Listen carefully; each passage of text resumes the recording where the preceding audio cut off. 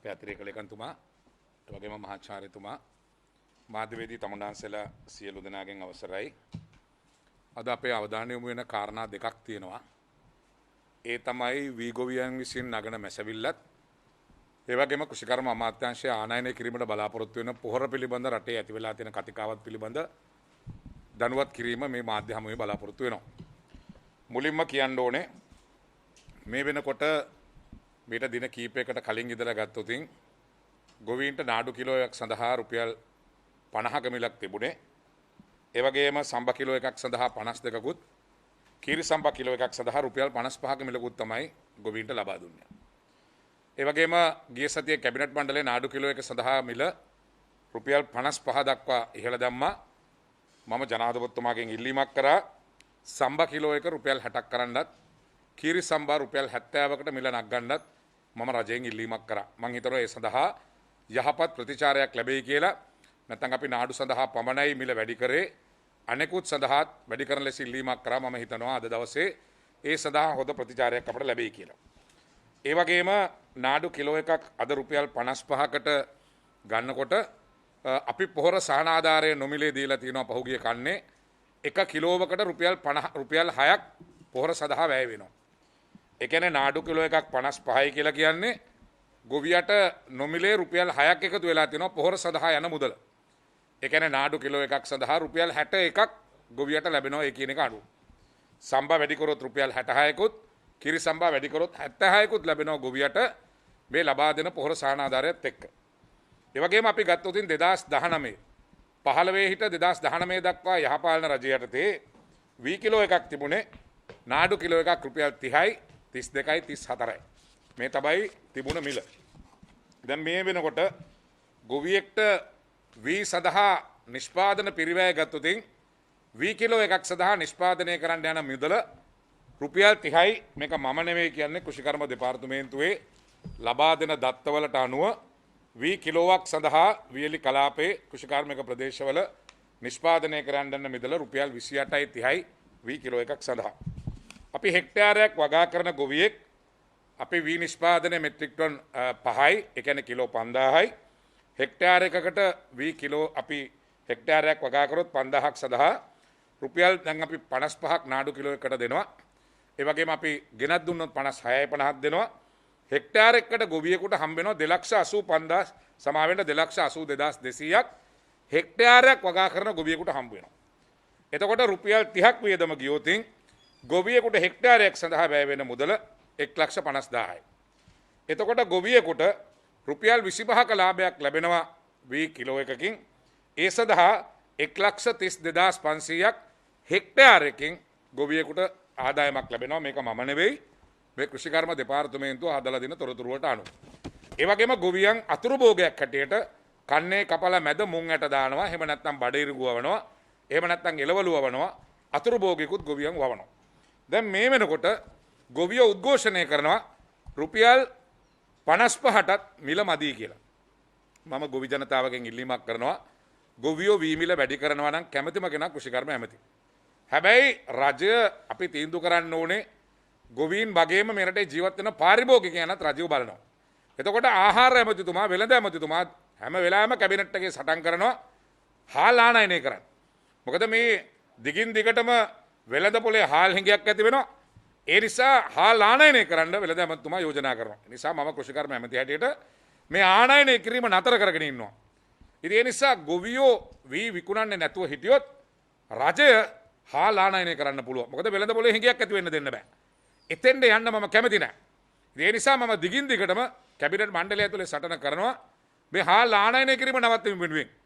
ඒ සඳහා ජනාධිපතිතුමා දැඩි ස්ථාවරයක ඉන්නවා. හැබැයි වෙළඳ පොලේ හාල් හිඟයක් ඇති වුණොත් ආණ්ඩුවට වෙන කරන්න විකල්පයක් නැහැ. හාල් ආනයනය කරනවා මිස. ඒ නිසාද ගොවියට රුපියල් 55ක් නාඩු කිලෝ එකකට ලැබිලා තියෙනවා. අමතක කරන්න එපා. මීට අවුරුදු 2කට කලින් වී කිලෝ එක වික්කේ රුපියල් 30ට.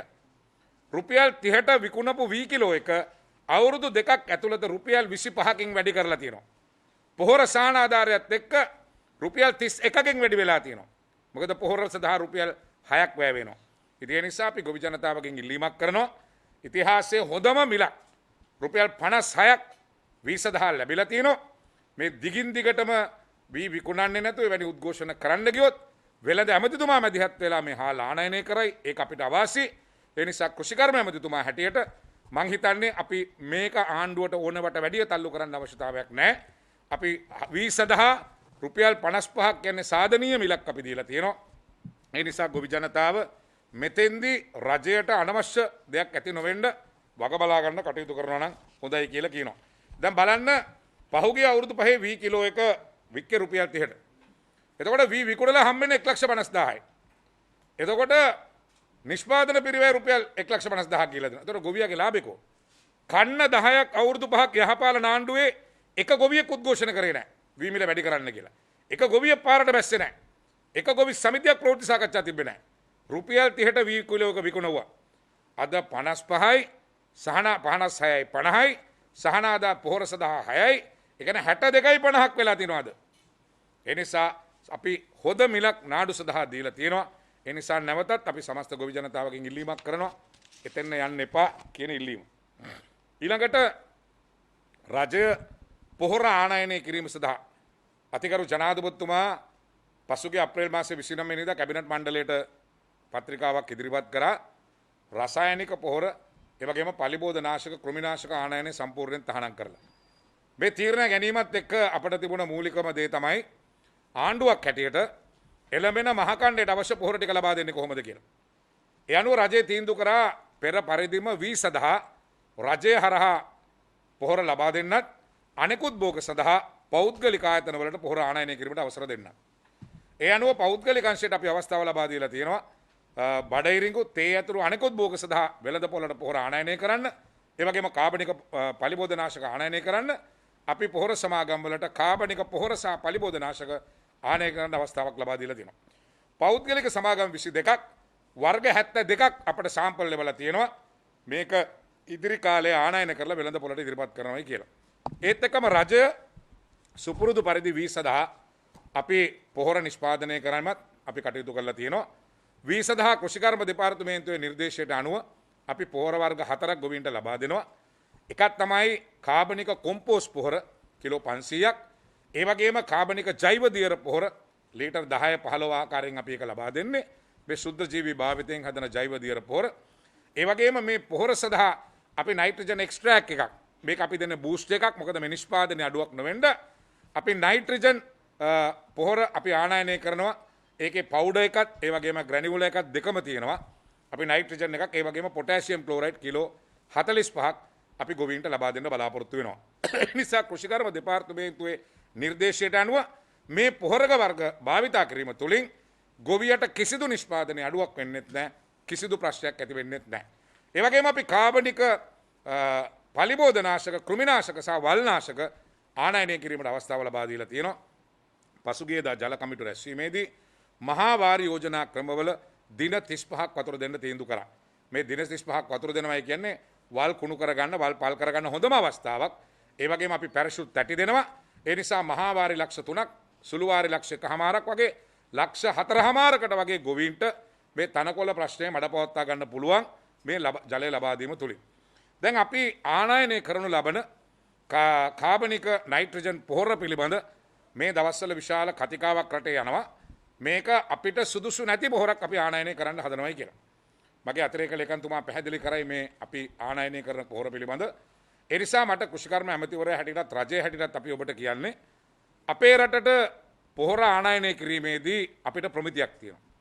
ඒක SLIS ආයතනය ශ්‍රී ලංකා ප්‍රමිති ආයතනය විසින් අපිට නිකුත් කරපු ස්ටෑන්ඩඩ් එකක් තියෙනවා. ඒ ස්ටෑන්ඩඩ් එකෙන් බාහිරව අපිට කිසිම පොහොරක් ආනයනය කරන්න රජයට හැකියාවක් නැහැ. ඒ විතරක් නෙවෙයි අපිට වරායෙන් ගොඩ බාන්න අපිට අයිතියක් නැහැ. ඒ නිසා අපි ආනයනය කරන ඕනෙම පොහොරක් මනුස්ස සත්ව සහ ශාකවලට බලපාන ශුද්‍ර ජීවන කිසිවක් ඉන්න බෑ. එහෙම ඉන්න කිසිම පොහොරක් ආනයනය කරන්න අපි කටයුතු කරන්නේ නැහැ. මොන පොහොරක් වරායට ආවත් වරායෙන් ඇතුළට ගන්න අපිට දෙන්නේ නැහැ. ඒ නිසා මේ රටට ඕනෙම පොහොරක් එන්න පුළුවන්. මේ වෙනකොටත් කාබනික පොහොර කන්ටේනර් දෙකක් පහුගිය කාලේ ඇවිල්ලා මාස 3ක් දැන් වරාය රඳවාගෙන ඉන්නවා. අපි එළියට දීලා නැහැ. මොකද අපිට අවශ්‍ය ප්‍රමිතියට නැහැ. පහුගිය ආණ්ඩුව කාලේ පොහොර ගෙනල්ලා තියෙනවා ප්‍රමිතියෙන් තොර ඕනේ තරම් එළියට ඇවිල්ලා තියෙනවා. ඕනේ තරම් ඒවා බෙදලා තියෙනවා. 20 විගණකාධිපතිවරයාගේ වාර්තාවේ පැහැදිලිව සඳහන් වෙනවා ප්‍රමිතියෙන් තොර පොහොර ගෙනෙල්ලා ලැබ් රිපෝට් වෙනස් කරලා පොහොර ගොවියට දුන්නා කියලා.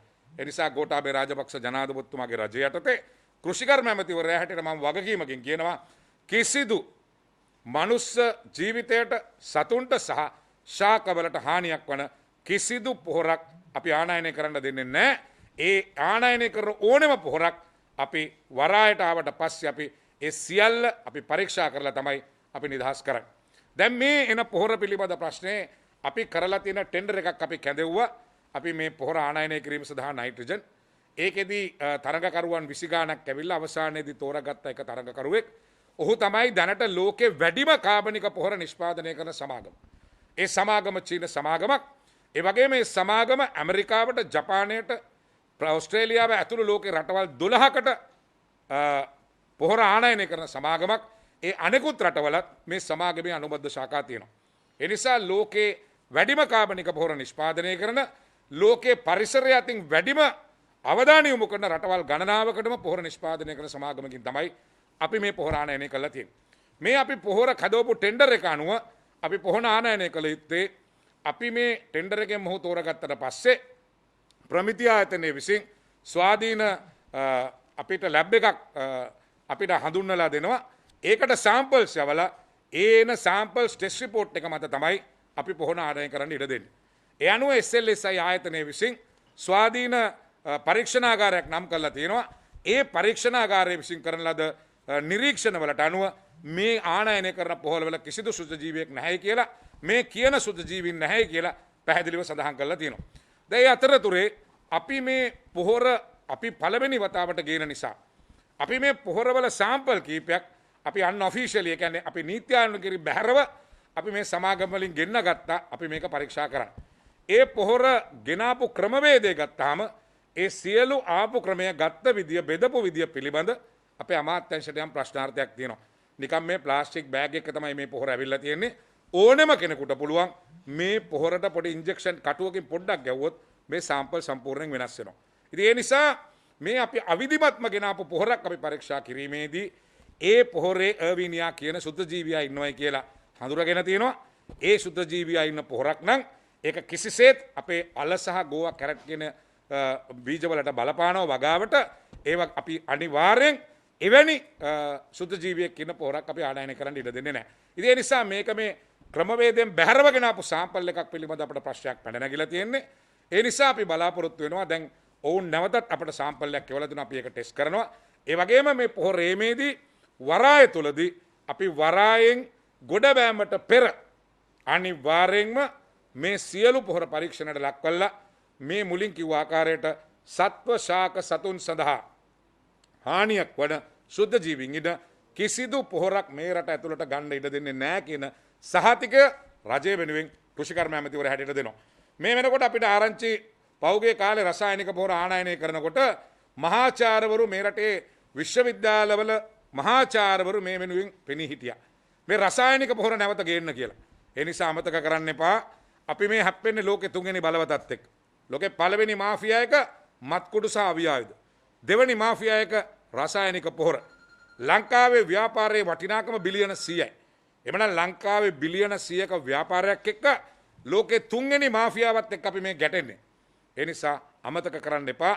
මේ රසායනික පොහොර භාවිතය නිසා මේ රටේ අනුරාධපුර, පොළොන්නරුව, බදුල්ල, නුවරඑළිය ප්‍රදේශවල වකුගඩු රෝගීන් මොනතරම් හඳුනාගත්තද කියලා ලෝක සෞඛ්‍ය සංවිධානය කරපු පරීක්ෂණෙන් හඳුනාගෙන තියෙනවා. ඒ නිසා මේක ආපස්සට හරවලා නැවත රසායනික පොහොර ආනයනය කිරීමේ දවන්ත කුමන්ත්‍රණයක් මේ වෙනකොටත් ක්‍රියාත්මක වෙමින් යනවා. ඒ නිසා අපි රජයේ හැටියට කියනවා ඕනේ කෙනෙකුට, මම දැක්ක අපේ කවිරත්න මන්ත්‍රීතුමිය කියලා තිබ්බා චීනේ වැසිකිළිවල තියෙන අපද්‍රව්‍ය ලංකාවට ආනයනය කරන්න යනවා. මං එතුමියට දුරකථනයෙන් කතා කරා, මේ එතුමිය කිව්වා මම මේක දැනගෙන හිටියේ නෑ කියලා. අපි කිසිදු කැලිකසල අසූචි ලංකාවට ගේන්නේ නැහැ. මේ හදන පොහොර සියල්ල නිෂ්පාදනය කරලා තියෙන්නේ මුහුදු පැලෑටි වලින්. ඒ නිසා මුහුදු පැලෑටි වලින් නිෂ්පාදනය කරපු කාබනික නයිට්‍රජන් එක්ස්ට්‍රැක්ට් එකක් තමයි අපි ආනයනය කරන්නේ. ඒ නිසා අපි කිසිම කැලිකසල එහෙම නැත්නම් වේස්ට් වලින් අපිට ඒක කෘෂිකර්මයට පාවිච්චි කරන්නත් බෑ. ඒ නිසා එහෙම කිසිම පොහොරක් අපි ආනයනය කරන්නේ. ඒ විතරක් නෙවෙයි, මේ පොහොර එකවර එන්නෙත් නැහැ. මේක කන්සයින්මන්ට්ස් 5කින් තමයි අපි ආනයනය කරන්නේ. පළවෙනි වතාවට එන්නේ මෙට්‍රික් ටොන් 20000යි. මේ 20000 වෙනුවෙන්ගේ සමාගම US ඩොලර් මිලියන 5ක අප තන්පතුවක් අපේ අමාත්‍යංශයට දීලා තියෙනවා. ඒ නිසා අපිට මේකේ කිසි වරදක් අපේ වෙන්නේ නැහැ. ඒ නිසා නියම ටෙන්ඩර් පටිපාටියට මේක අනුගමනය කරලා තියෙනවා. මේ වෙනකොට රටේ නිෂ්පාදනය කරලා දෙන කාබනික පොහොරත් මේ නයිට්‍රජන් එක්ස්ට්‍රැක්ට් එකක් දැම්මහම මේ කාබනික කෘෂිකර්මාන්තයේ රජා බලාපොරොත්තු වෙන එක 100% සාර්ථක වෙන බව දන්න නිසා මේක වෙනස් කරන්න මේක නැවත රසායනික පොහොර වලට පරිවර්තනය කරන්න විශාල බලවේගයක් ක්‍රියාත්මක වෙනවා. ඒ නිසා අපි ගොවි ජනතාවට කියනවා රජය ආනයනය කරන කිසිම පොහොරක් ගැන අනිසිබියක් ඇති කරගන්න ඕනේ නැහැ. ඒ වගේම අපි පොහොර පෞද්ගලික සමාගම් වලට අපි අවස්ථාව ලබා දුන්නා ඊයේ වෙනතෙක් වෙනත් භෝග සඳහා පොහොර ආනයනය කරන්න කියලා. ඔවුන් 72ක් ඉල්ලලා තියෙනවා ආනයනය කරන්න. හැබැයි කනගාටුවෙන් වුණත් කියන්න ඕනේ තාම අපට දැනෙන්නේ නැහැ පෞද්ගලික සමාගම් පොහොර ආනයනය කරනවායි කියලා. ඒ නිසා ඊයේ මම තීන්දුව කරා අපේ සමාගම් දෙකට තේ බඩිරිඟු ඇතුළු අනෙකුත් භෝග සඳහා පොහොර ආනයනය කිරීමට අවස්ථාව දෙන්න. ඒ අනුව ලංකා පොහොර සමාගමත් කොමර්ෂල් පොහොර සමාගමත් දැන් තේ ඇතුළු අනෙකුත් භෝග සඳහා අපි ආනයනය කරනවා. පෞද්ගලික සමාගම් සූදානම් නම් මේක කරන්න අපිට මේක නවත්තන්න පුළුවන්. ඉතින් ඒ නිසා අපිට වෙළඳ පොලේ හිඟයක් ඇති වෙන්න බැරි නිසා තමයි අපි මේ රජයේ සමාගම් දෙක මේ පොහොර ආනයනය කරන්න තීන්දුව කරේ. ඒ වගේම අපි සමස්ත ගොවි ජනතාවට කියනවා කිසිදු අනියත බියක් ඇති කරගන්න ඕනේ නැහැ. ඔක්තෝබර් මාසයේ 15 වෙනි දින තමයි වතුර නිකුත් කරන්නේ. ඔක්තෝබර් මාසයේ 25 30 වෙනකොට තමයි ජලය පොහොර ටික අවශ්‍ය වෙන්නේ. අපි ඔක්තෝබර් මාසයේ 15 වෙනකොට අපිට ඔක්තෝබර් මුල 10 5 වෙනකොට පොහොර එනවා. ඒ නිසා කිසිදු පොහොර හිඟයක් ඇති වෙන්නේ නැහැ. ගොවීන් තමන්ගේ වැඩ කටයුතු ආරම්භ කරන විවිධ කෘෂි රසායනික පොහොර විසින් විවිධාල මුදල් වැය කරලා ගොවියන් බියගැන්වීම් කරනවා අනියත ප්‍රශ්න ඇති කරනවා. ඒ නිසා කිසිදු බියක් ඇති කරගන්න ඕනේ නැහැ. ගොවියට නියමිත වේලාවට පොහොර ටික ලබා දෙන්න කෘෂිකර්ම අමාත්‍යාංශයට කටයුතු කරන බව සඳහන් කරනවා. බොහොම ස්තුතියි.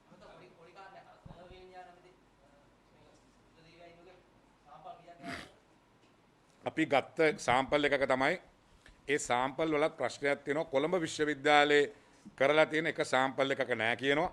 ක්වොරන්ටයින් කරපු එකක තියෙනවයි කියලා කියනවා. ඉතින් අපිට සාම්පල් 9ක් වෙලා තියෙනවා. අපි සාම්පල්ස් දෙකක් තමයි යවලා තියෙන්නේ. ඒක අපි ඔබට කියන්න ඕනේ මේ මම ඔබට කිව්වේ මේ ටෙන්ඩර් පටිපාටියට අනුව කරපු දෙයක් නෙවෙයි මේ ප්‍රශ්නේ. මොකද ටෙන්ඩර් එකට අනුව කරන්න ඕනේ අපි ප්‍රමිති ආයතනය විසින් නම් කරනවා ජාත්‍යන්තර ජාත්‍යන්තර ලැබ් එකක් අපි ඉන්ටර්නැෂනල් ලැබ් එකක් ඒගොල්ලෝ නොමිනේට් කරනවා. ඒ අයට තමයි ලෝකේ මේ ශුද්ධ ජීවීන් පිළිබඳ පරීක්ෂණ කරන්න පුළුවන්.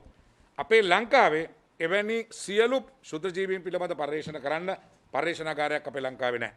ඒ නිසා ඒ ස්වාධීන පරීක්ෂණාගාරයේ ආපු තොරතුරු අනුව මේ ප්‍රශ්නේ නැහැ. හැබැයි අපි මේ අපේ රියර්සල් එකක් කරන්න ගෙනාපු එකක තමයි මේක තියෙන්නේ. හැබැයි දැන් අපි බතලෙකොටට මේක දාලා අපි පර්යේෂණ කරනවා කිසිම ශාකයකට කිසිම ප්‍රශ්නයක් වෙලා නැහැ. ඉතින් ඒ නිසා දැනට බතලෙකොට අපි සාම්පල් එක කරනවා කිසිදු ප්‍රශ්නයක් වෙලා නැහැ. ඒ වගේම කෘෂිකර්ම දෙපාර්තමේන්තුවට අපි වෙනම යවනවා. ඒ සියලු කටයුතු අපි කරනවා. අපි ඔබට කෙටියෙන් කියන්නේ මේ මොන පොහොර දැන් ඔయిత කලිනුත් පොහොර ලංකාවට ඇවිල්ලා තියෙනවා. තෙල් ලංකාවට ඇවිල්ලා තියෙනවා. ප්‍රමිතිය නැති වුණාම නෑ ආපහු යවනවා. එච්චරයි. ඉතින් ඒ නිසා කලබල වෙන්න ඕනේ නෑ. අපි මේ තියෙන පොහොරක් ලංකාවට ඇතුළත් කරොත් තමයි මේ ප්‍රශ්නේ තියෙන්නේ. ඉතින් ඒ නිසා රජයේ හැටියට අපි වගකීමකින් කියනවා එවැනි ශුද්ධ ජීවීන් ඉන්න කිසිම පොහොරක් අපි ලංකාව ඇතුළට ගන්නෙ නැහැ.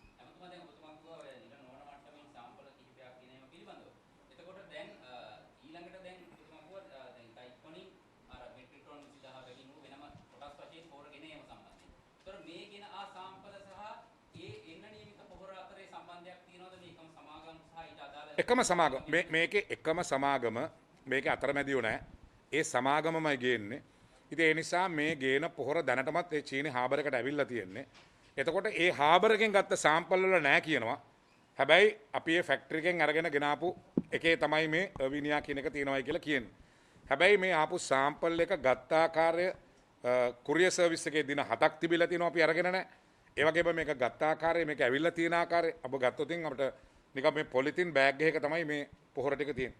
ඉතින් මේක බොහොම ඕනේ කෙනෙකුට ඔබ මතක තියාගන්න මේ ඝන දෙනුව විශාල ඝන දෙනුවක්. ඒ නිසා මම බලාපොරොත්තු වෙනවා CID එකට මේ පිළිබඳ පරීක්ෂණයක් කරන්න ලිපියක් යවන්න මේ පොහොර පිළිබඳ මේ වෙච් එක ගැන මම CID කලාලා පරීක්ෂණයකුත් පවත්වන්න බලාපොරොත්තු වෙනවා. කෙසේ වෙතත් අපිට කියන්න තියෙන්නේ මේ විශේෂ ශල්‍ය ජාත්‍යන්තර පර්යේෂණාගාරයේ රිපෝට් එකත් අපිට අදාළ නැහැ, ලංකාවේ අදාළත් නැහැ. පොහොර ලංකාවට ආවට පස්සේ අපි මේ පොහොර ටෙස්ට් කරනවා. මේ වගේ ප්‍රමිතියෙන් තොර කිසිදු පොහොරක් අපි ගන්නෙ නැහැ. ඒ පිළිබඳ ඔබ හිතන්න මේ අපිට එක්ක මානසික ලෙඩ වෙන්න ඕනේ මේ ඔය කියන බැක්ටීරියා එකකින් එක දැම්මොත් අල එහෙම ඉවරයි. ඒ නිසා මේ එහෙම ගේනවා නම් අපිට මානසික ආතතියක් තියෙන්න ඕනේ. ඒ නිසා මේක පිළිබඳව හෙට අනිද්දා වෙනකොට අපි එළිදරව් කරන්න මේකේ තියෙන ප්‍රශ්නය මොකක්ද කියන එක. ඒ නිසා අපි කිසිසේත් අපි එවැනි බැක්ටීරියා එකක් තියෙන පොරක් රට ඇතුළට ගන්නෙ නැහැ.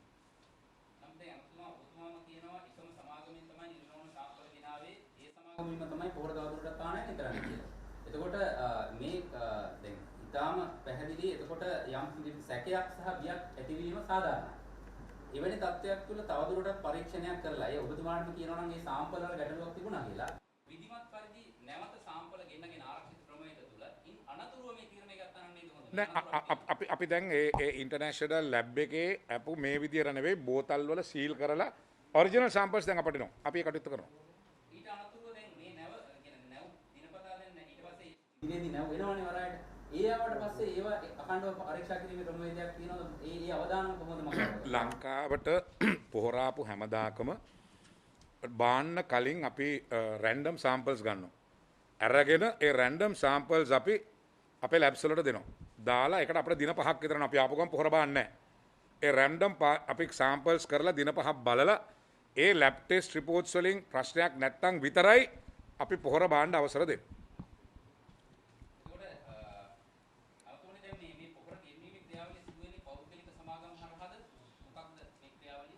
පෞද්ගලික සමාගම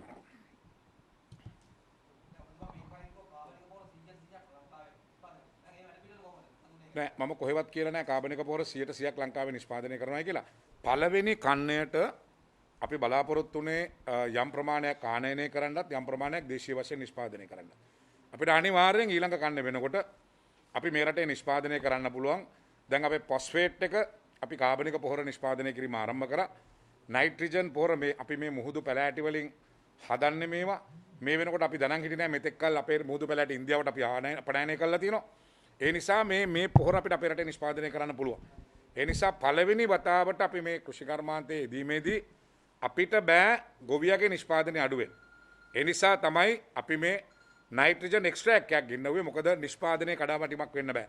ගොවියට මේ පිළිබඳ විශ්වාසයක් ඇති වෙන්න ඕන. ඒ නිසා තමයි අපි ආනයනය කරේ. ඒ වගේම මේ සමාගම ඔස්ට්‍රේලියාව ගත්තොත් පරිසරය අතින් ලෝකේ වැඩිම නීති තද රට තමයි ඔස්ට්‍රේලියාව. ඔස්ට්‍රේලියාව, ඇමරිකාව, ජපානය ඇතුළු රටවල් ගණනාවකට මේ සමාගම විසින් පොහොර මේක අවුරුදු 20 ගාණක් පරණ සමාගමක්. අපි ඒ සියල්ල බැලුවා. ඒ මොකවත් අපිට අදාළ නැහැ.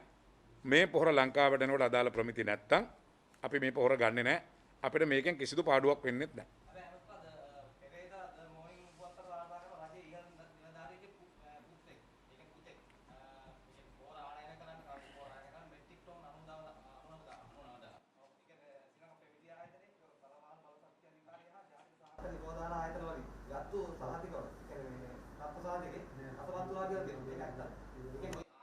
ඉතින් මම දැන් ඔබතුමාට මම දැන් ඒක තමයි පැහැදිලි කරන්නේ.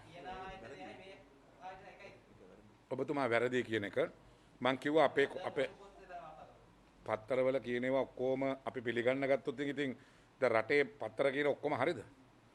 හරි. ඉතින් ඒ නිසා එවුන්ට ලැබෙන යම් තොරතුරක් වෙන්න පුළුවන්. ඉතින් මම අමාත්‍යවරයා හැටියට මේ කියන එකෙන් එහාට මට කියන්න දෙයක් නැහැ. මට කියන්න තියෙන්නේ මෙතුමා ඊළඟට කතාවේදී පැහැදිලි කරයි මේ ටෙන්ඩර් එක කැඳවුවේ කොහොමද, දුන්නේ කොහොමද? ඒ සියල්ල එතුමා ටෙක්නිකල් පැත්ත මම දන්නේ නැහැ. මොකද එතුමාලා තමයි මේ කටයුත්ත කරන්නේ. මම ඒකයි ගයිඩ්ලයින්ස් ඔක්කොම අරන් එතුමාට එන්නේ කිව්වේ. එතුමා ඒක පැහැදිලි කරයි. මට රජය සහ ඇමතිවරයා හැටියට මට දෙන්න පුළුවන් ගොවි ජනතාවට එක සාතිකයයි. ඒ තමයි මේ රටේ පස්සට සත්තුන්ට මනුස්ස ජීවිතයට හානි කරන කිසිදු සුද්ධ ජීවියෙක් ඉන්න පොරක් අපි රටට ගේන්නේ නැහැ. ඒක සහතිකයි එච්චරයි.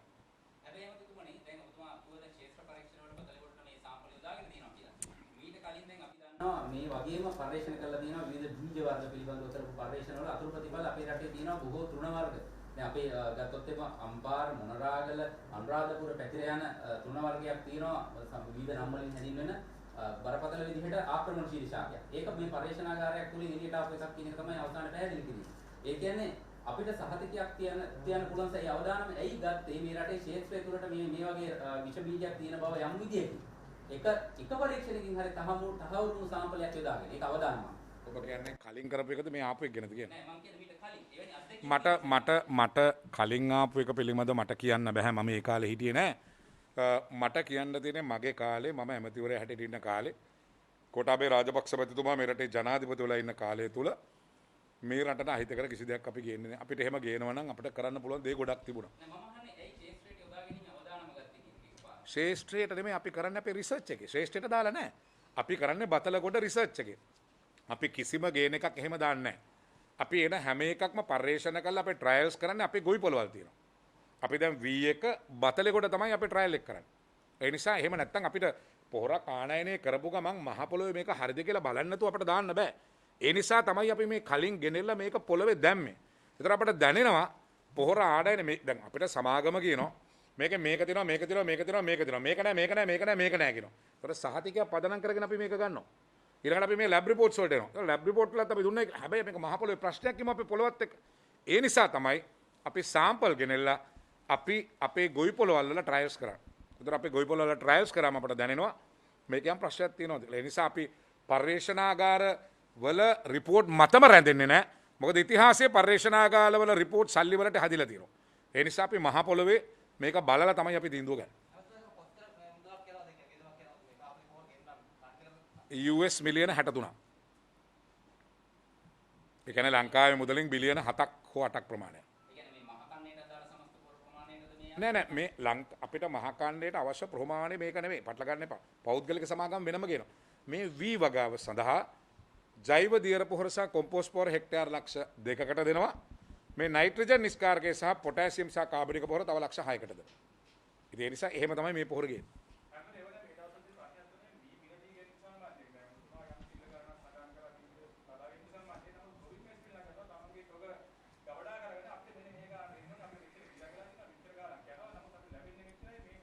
ඉතින් මගේ කතාව ඉතින් මම පැහැදිලි කරා ඔබතුමා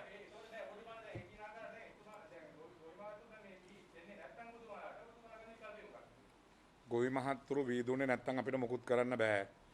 ඒක එතුමලාගේ කැමැත්ත. හැබැයි වෙළඳ පොලේ හාල් හිඟයක් ඇති වුණොත් වෙළඳ ඇමතිතුමා හාල් ආනයනය කරයි. ඒක කෘෂිකර්මාන්තයට මම කැමති නැහැ. ඒක ගොවියට හොඳ නැහැ. මම ඒ නිසා කැබිනට් මණ්ඩලයේ ජනාධිපතිතුමාට කියලා අද වෙනකන් මේ සටන ගෙනියනවා රටට හාල් ආනයනය නොකර. මෙතෙක් ආපු හැම ආණ්ඩුවක්ම හාල් ගෙනාවා. ඒ නිසා මම හාල් ගේන්න දෙන්නේ නැතුව මේ සටන ගෙනියනවා. හැබැයි මගේ සටනට මට මගේ සංගියෝ හිටියේ නැත්තම් මම අසරණ වෙනවා. මොකද්ද? මට ඇහුන්නේ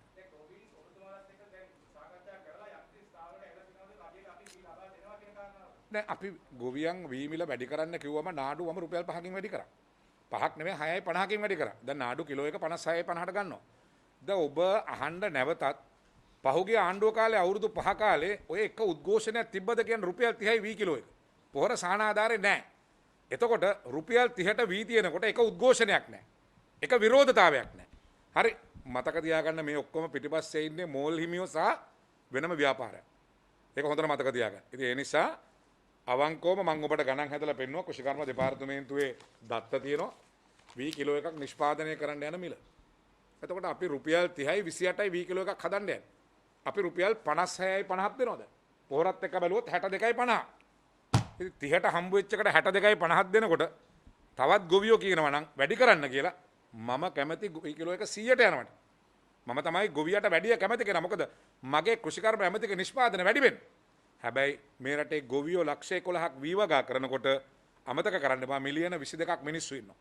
ඒ මිලියන 22 මිනිස්සු කන්න ඕනේ. දැන් ඔබ ඔහොම කියන පහුගිය කාලේ කීරිසම්බා 225 කියලා ආණ්ඩුවට බැන්නා. සීනි 220යි කියලා බැන්නා. දැන් අපි අත්‍යවශ්‍ය කොමසාරිස් දාලා අල්ලපු ගමන් මේ ඔක්කොම පහලට බැස්සා. අපි මේ ගැටෙන්නේ මාෆියා එකක් එක්ක. මේක තේරුම් ගන්න. ඒ නිසා ආණ්ඩුවක් හැටියට එක පැත්තකින් රටේ නිෂ්පාදනය ගැන බලන්න ඕනේ, ගොවියා රකින්න ඕනේ. ඒ වගේම මේක කන පාරිභෝගිකයත් අපි රකින්න ඕනේ.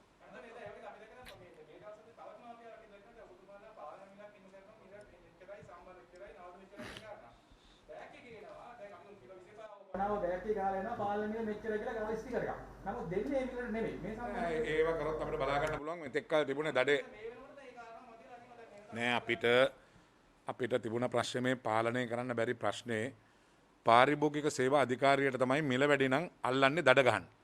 පාරිභෝගික සේවා අධිකාරිය පනත හදලා තින්නේ මෝල් හිමියෝ. රුපියල් 2500යි දඩේ. එතන මෝල් හිමියා ගෙවනවා. ඉතින් මොකද්ද 2500ක් දඩ ගහලා හාල් විකුණලා.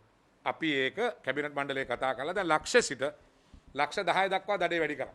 දැන් අපි පනත සම්මත කරා නීතිපතිතුමා ඇව්වා පාර්ලිමේන්තුවට ඉදිරිපත් කරා. ඊළඟ සතියේ පාර්ලිමේන්තුවේ මේක සම්මත වුණාට පස්සේ ඔය එක්කෙනෙකුට හාල් වැඩිම විකුණන්න බෑ.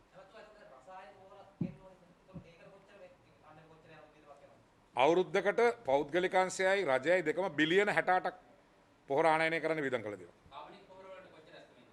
අපේ කාබනික පොහොර සඳහා අපිට ආනයනය කරන කාබනික පොහොර සඳහා අපිට බිලියන 8යි යන්නේ. අපි 12500 ගානේ ගොවියට දෙනවා. අපේ බලාපොරොත්තුව මේ බිලියන 100ම ගොවියට දෙන්න. ඒක තමයි ජනාධිපතිතුමාගේ බලාපොරොත්තුව. ජෛව දියර පොහොර සියල්ල අපි ලංකාවේ දේශීය නිෂ්පාදකයෝ හදන්නේ ඒගොල්ලන් අපි දෙනවා. කොම්පෝස්ට් පොහොර හදන හැම ගොවියෙකුටම 12500 ගානේ දෙනවා. ඒ ඔක්කොම ගොවියන්ට හම්බ වෙන්නේ. මේ ආනයනය කරන බිලියන 8 විතරයි අපි විදේශ රටවලට යවන්නේ.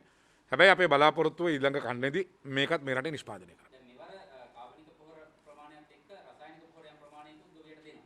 නෑ කිසිදු ආයෙ කොහෙද රසායනික? තහනම් කරාට පස්සේ කොහොමද රසායනික පොහොර දෙන්නේ? නයිට්‍රජන් සම්බන්ධයෙන් කිව්වා. නයිට්‍රජන් කාබනික පොහොරක් අපි ආනයනය කරා. කිසිදු නයිට්‍රජන් රසායනික පොහොරක් අපි ආනයනය කරන්නේ නැහැ. මේක මුහුදු පැලෑටි වලින් නිෂ්පාදනය කරන කාබනික මගේ පුතා ලියන්න හෙම්පා රසායනික කියලා.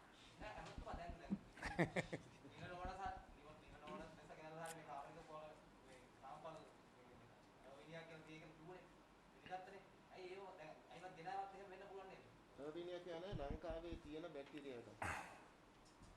මම මෙතන අවස්ථාව දෙන්න. හර්බීනියා කැරටෝවරා කියලා කියන්නේ ඔබතුමා මෙතන මාවන හොඳයි. ලංකාවේ මේක මෙහෙමයි. ඔබතුමාලට ඕනේ විදිහට උත්තර හදන්න අපි දෙන්නේ නැහැ. මොකද මෙතන මතක තියාගන්න රසායනික පොහොර සමාගම් විශාල මුදලක් වැය කරනවා. රසායනික පොහොර සමාගම් විශාල මුදලක් වැය කරලා මේක හදන්න හදනවා. රජයක් හැටියට අපි කියනවා නම් අපි මේක රටට එන්න දෙන්නේ නැහැ කියලා එච්චරයිනේ. ඔබ මේක රටට මම වැරදි දෙයක් ඇතුළට ගත්තොත් මගෙන් අහන්න. එතකොට මාව අහන්න නෙමෙයි මාව හිරෙත් දාන්න අල්ලලා. ඒ නිසා අපිට එහෙම ගෙන්නන්න බෑ. රට ඔහොම කියන්නේ මේ පහුගිය ආණ්ඩුව ගහන්න ඒක. මම ඉන්නකෝ සහෝදර මගේ ප්‍රශ්නය රටේ තියෙනවා ප්ලාන් කොරන්ටයින් ඇක්ට් එක. අපේ රටේ නීති කීපයක් තියෙනවා.